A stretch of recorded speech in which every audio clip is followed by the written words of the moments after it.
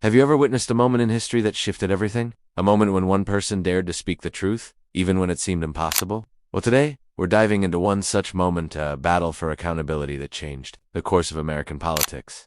Stay with me, because this story isn't just about one person. It's about who holds power in this country, and who gets to decide what's true. Asterisk the moment. Karoline Leavitt walks into the chamber. A heavy silence falls over the room. Hundreds of eyes watch as she sets a file stamped confidential on the desk, with a sound that echoes like a gavel. She lifts her gaze, steady and unshaken, and asks the question that freezes everyone in place. You swore to uphold our Constitution, but did you lie to get here?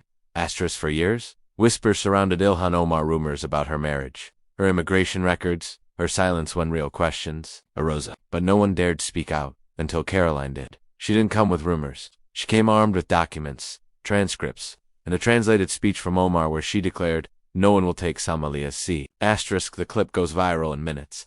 Even in Omar's own community, people start to question, who is she really speaking for? Asterisk this moment wasn't supposed to be anything special. It started as a routine oversight hearing. Omar was prepared for soft questions about aid distribution. But Karoline came with something much bigger, a binder titled Federal Fraud, Defeating Our Future Scandal. She opened it slowly, and then she spoke. $250 million stolen. Asterisk the room murmured.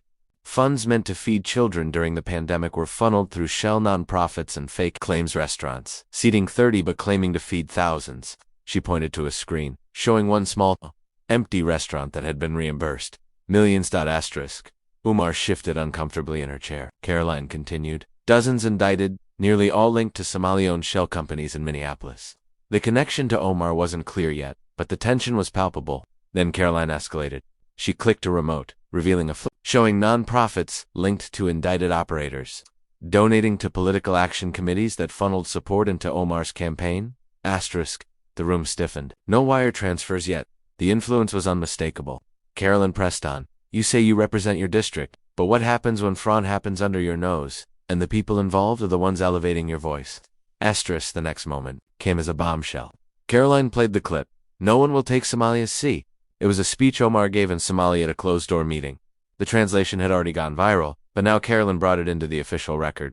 Asterisk Congresswoman. Were you elected to represent Minnesota or Somalia's coastline? Asterisk Omar's face tightened.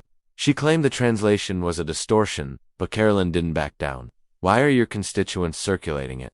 The screen behind her lit up with videos from Somali American residents.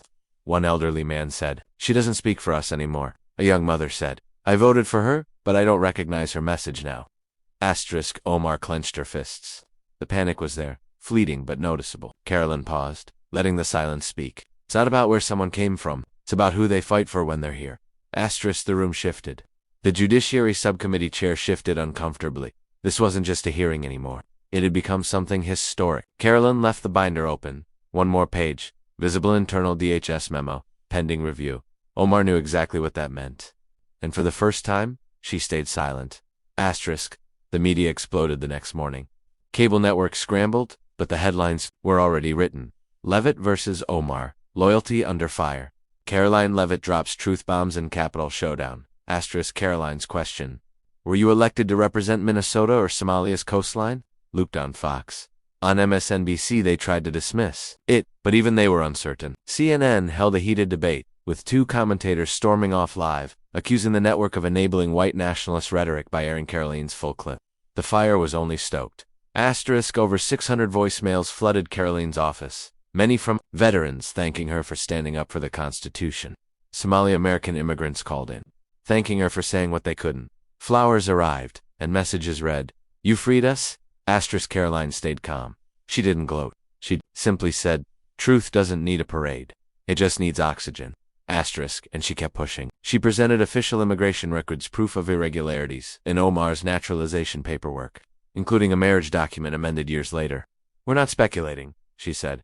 "We're seeking consistency under the law." Asterisk soon. The entire political landscape began to shift. The media tried to dismiss Karoline, but the tide was turning. Her viral hearing clip reached over 40 million views in just 2 days. And in Minneapolis, things exploded. A former campaign manager for Omar published an op-ed. "Ilhan once inspired us. Now she exploits us." Omar's approval rating in her district plummeted by 19 points. Even allies pulled their support. Somali American leaders and local faith groups held vigils and began questioning Omar's loyalty to her constituents. Karoline didn't stop. She proposed new reforms, enhanced marriage fraud penalties, foreign influence transparency for elected officials, and the America First Loyalty Act. Support poured in from across the political spectrum. A Somali American pastor's video, where he confessed, "I defended Congresswoman Omar for years, but I cannot defend what I cannot explain," went viral. The narrative had completely flipped. Karoline's speech wasn't just about one person. It was about restoring accountability. It wasn't about destroying a politician. It was about exposing the silence and double standards that have plagued American politics. Karoline didn't attack Omar, she simply brought the truth into the light. The firestorm that followed wasn't just a media event, it was a cultural shift. People across America began asking the same question: who are our elected officials really serving? And Karoline Leavitt had shown them that truth, no matter how uncomfortable, could still resonate if it was allowed to speak. Pastors across the South began quoting Karoline Leavitt in their sermons. One pastor in Georgia stood before his congregation and said, "She didn't shame a woman. She shined a light on a broken system." That line went viral. For the first time, people who once dismissed political hearings as theaters started to see them for what they truly were: essential tools of accountability. Even the New York Times, rarely sympathetic to conservative voices, published an op-ed titled, "When Reckoning Replaces Revenge." The author, a longtime liberal columnist, wrote that Karoline didn't seek to destroy Ilhan Omar. She sought to restore something bigger: faith in the balance of justice. Meanwhile, Omar's world began to crumble. She canceled several public appearances. Photos surfaced of moving boxers outside her DC apartment. Staffers clammed up. Rumors spread. Would she run again, or quietly step down? A rising star now overshadowed by uncertainty, and her silence spoke louder than any press release ever could. But Karoline didn't speculate. When asked by reporters if Omar should resign, she simply replied, "That's for her district to decide. My job isn't to end careers, it's to elevate accountability." Instead, Karoline focused on legislation. She introduced the America First Loyalty Act, which proposed stricter vetting for foreign influence, transparency in campaign funding from overseas entities, and harsher penalties for fraud under the guise of humanitarian aid. Critics called it polarizing, but Karoline didn't argue with headlines. She quietly built coalitions, finding common ground with Democrats, independents, and constitutional conservatives alike. Through it all, the narrative shifted. Karoline became more than just a voice in the chamber. She became a standard, a bar, a future, not by yelling louder, but by standing firmer. She didn't win by destroying someone. She won by refusing to stay silent when silence was the easiest option. One night, Karoline sat alone at her desk, the Capitol dome framed in the window behind her. The sky was dusky, casting an orange glow across the room, her silhouette calm and resolute. There were no aides, no press, just her, the desk, and a single file. She adjusted her chair, leaned forward, and spoke.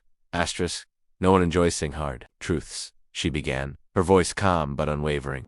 But if we only speak when it's easy, we're not leaders, we're echo chambers. She paused, letting the words settle before continuing, more gently this time. This isn't about one Congresswoman, this is about a question we all need to ask, one that goes beyond party lines.